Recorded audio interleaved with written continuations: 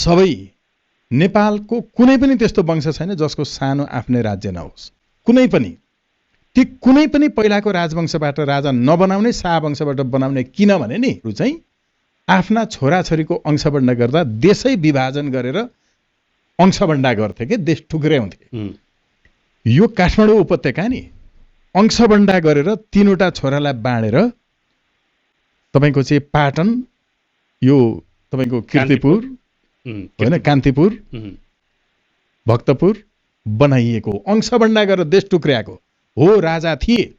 ती सबै राजाहरू 2200-2400 बनाएर अंशबन्डा गर्दा पनि देश टुक्र्याएर छोराहरूलाई बाँड्थे। पृथ्वीनारायण शाहले देश टुक्र्याउनेहरूलाई टुक्र्याइदिए। देश टुक्र्याउनलाई अन्त्य गरेर आफ्नै परिवारभित्रकोलाई पनि सगोत्रीको हत्या गर्नुहुन्न, गोत्र हत्या गर्नुहुन्न भन्ने थियो। उहाँले धार्मिक विधि बमोजिम गोत्र परिवर्तन गरेर आफ्नै परिवारकालाई काटेर देश टुक्रा गर्नेहरूलाई टुक्रा गरेको। त्यसैले यी सबै राजवंशहरू थिए ठिक हो, तर कुनै पनि राजवंशको राजा हुनु हुँदैन। किन हुँदैन भने अरू टुक्र्याउने थिए। छोराहरूलाई अंशबन्डा गर्दाखेरि देश टुक्र्याएर अंशबन्डा गर्ने थिए। राजा पृथ्वीनारायण शाहले टुक्र्याउनु नदिएर एक बनाएको। जसले एक बनायो उसको वंश मात्रै राजा हुन्छ, अरू हुँदैन।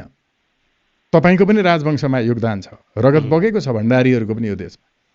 दरबारको तपाईको त्यहाँको एसेट्सहरू सबै कोतहरूदेखि लिएर त्यहाँको चाहिँ खरखजाना मात्रै होइन अरू सम्पत्तिहरू पनि सबै रुँगेर बस्ने तपाईको पुर्खा हुनुहुन्थ्यो भण्डारीहरू। भण्डारीको थर त्यसरी भएको। अब हेर्नुस् राजनीतिमा जो जिता उही सिकन्दर। मैले त्यति मात्रै भनिन, कारण छ। अन्यायपूर्वक जितेको होइन नि। अरू राजवंश पनि थिए, राजवंश थिए, तर त्यो कसैलाई मान्न तयार हामी नेपाली छैनौँ। किनकि अरूले अंशबन्डा गरेर देश टुक्र्याउँथे, छोराछोरामा बाँड्थे। शाह वंशको पृथ्वीनारायण शाह भन्दा अगाडि फेरि गर्थे नि, उनले सबलाई काटिदिए।